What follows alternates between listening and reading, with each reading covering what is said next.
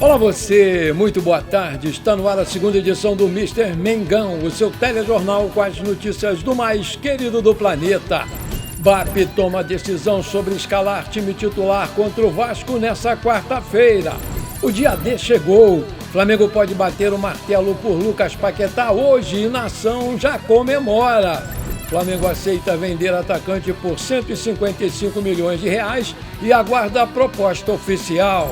Jogador do Flamengo na mira do mundo árabe. Essas e outras você confere agora. Fica comigo até o final, porque aqui tem muito mais Flamengo pra você. O Flamengo programou uma preparação especial para o seu elenco principal, porque nessa semana o seu time profissional vai ter 2 treinos em tempo integral. Segundo a programação do clube, o Felipe Luiz já comandou inclusive uma atividade pela manhã e vai comandar a outra na parte dessa tarde.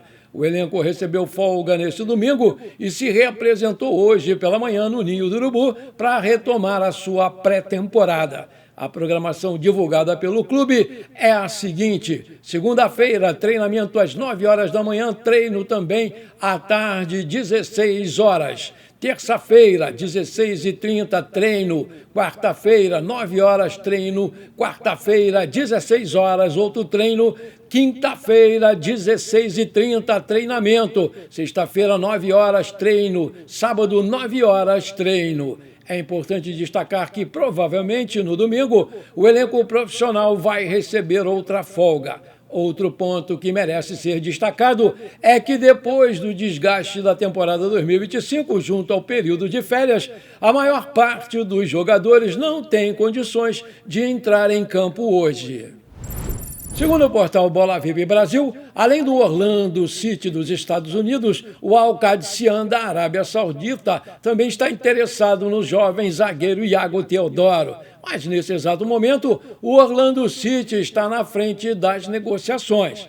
Vale destacar que o Iago tem 20 anos, 1,88 de altura, já fez 13 jogos pela Seleção Brasileira Sub-20 e marcou 3 gols. Iago chegou ao Flamengo em 2023, vindo do Volta Redonda e tem contrato por aqui até 31/12 de 2026. Seu passe está avaliado pelo site Transfer Market em 1 milhão de euros. As condições do negócio ainda não foram divulgadas pela diretoria do Flamengo. A CBF definiu o quadro de arbitragem para esse jogo de quarta-feira contra o Vasco, aqui no Maracanã, às 21h30, horário de Brasília. No apito principal, a gente vai ter aí o Bruno Arleu de Araújo, assistido por Thiago Henrique Correia e Hugo Filemon Soares Pinto. No VAR, Rodrigo Carvalhais de Miranda. A CBF vai adiar o uso do VAR com impedimento semiautomático nesse Campeonato Brasileiro, mesmo a entidade tendo noticiado que usaria esse recurso na Série A já nos jogos da primeira rodada do campeonato, que começa no dia 28 de janeiro, mas não vai poder cumprir essa promessa. Segundo informações do jornal O Globo, a entidade enfrenta dificuldades logísticas para a compra dos equipamentos e a adaptação dos 20 estádios de clubes que disputam a Série A. Hoje tem Orgulho da Nação em quadras 19h10, horário de Brasília, pela Champions League Américas de basquete contra o Nacional do Uruguai, aqui no Maracanãzinho. Essa partida vai ser transmitida pela FIBA Basketball Champions League Américas no YouTube. Vale destacar que a BCLA, campeonato lançado em 2019 pela Federação Internacional de Basquete, a FIBA, é a principal disputa interclubes da América, exceto Estados Unidos e Canadá. Além disso, dá vaga para a Copa Intercontinental, que é o Mundial de Clubes de Basquete.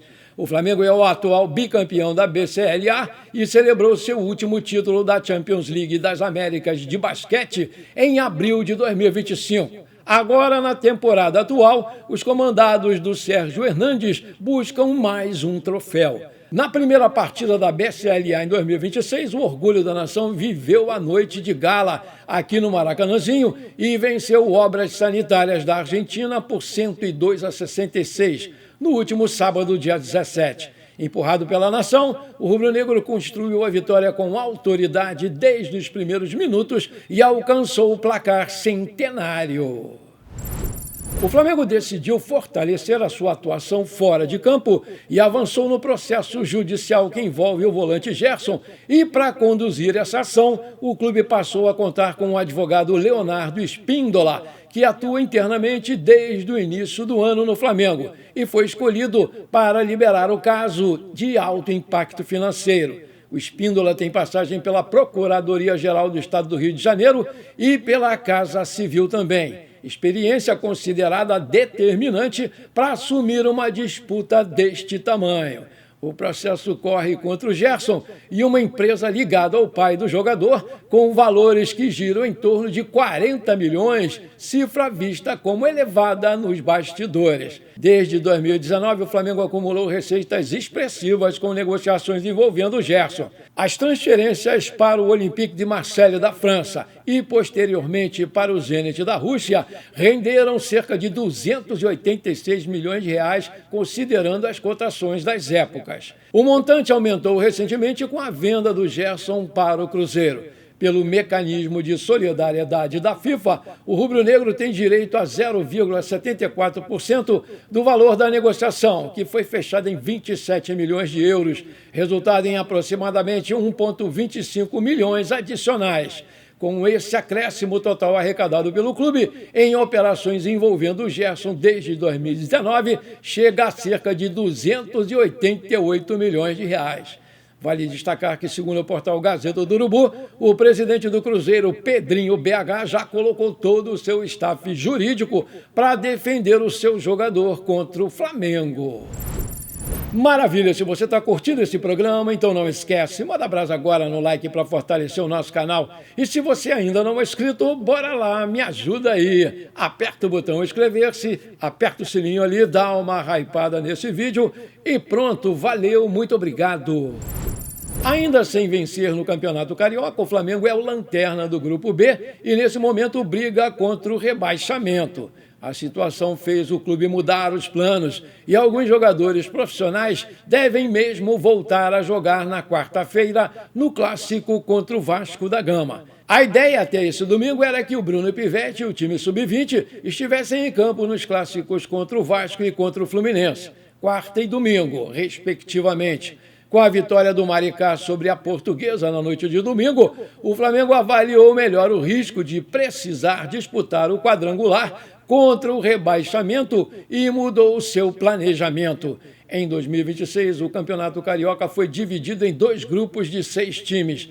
As regras do descenso estão explicadas a partir do artigo 13 do regulamento da competição. Em resumo, os 2 clubes com a pior campanha de cada chave vão jogar um quadrangular do rebaixamento, todos contra todos em 2 turnos. Logo, cada time vai fazer 6 partidas. A pior equipe do quadrangular será rebaixada para a Série A2. Se isso acontecer, o clube terá mais 2 datas e isso afetaria o calendário do elenco profissional. O foco do Felipe Luiz é na estreia do Campeonato Brasileiro, que vai acontecer no dia 28 de janeiro contra o São Paulo, lá em São Paulo, mas o técnico vai liberar alguns jogadores do grupo principal para reforçar a sua equipe sub-20. O Flamengo ainda não definiu quais serão os jogadores que vão jogar contra o Vasco. O regulamento da FERJ permite que os clubes utilizem times reservas até a 3ª rodada do Carioca. De acordo com o jornalista Mauro César Pereira,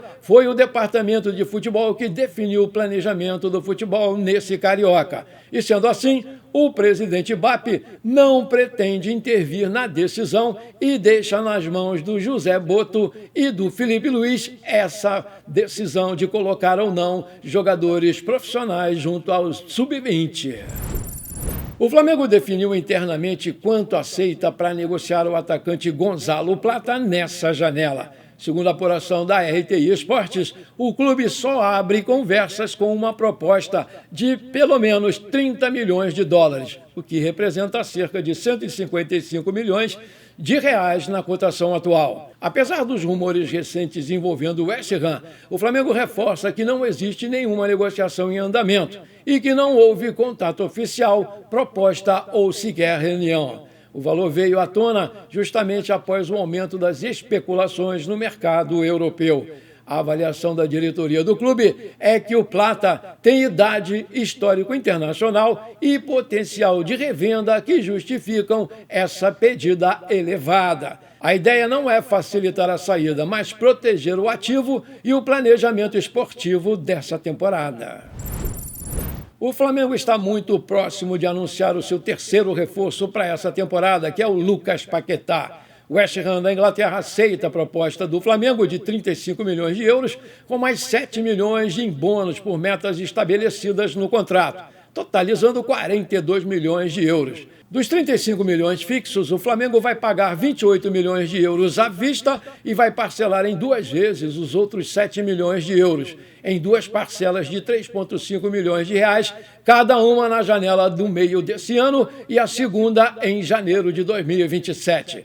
Com esse avanço nas tratativas, o Lucas Paquetá não jogou ontem contra o Tottenham pela Premier League, alegando dores nas costas. Nessa segunda-feira, os dirigentes dos 2 clubes, além dos representantes do jogador, voltam a se reunir na tentativa de fechar a negociação para que o Paquetá seja apresentado ao Flamengo imediatamente.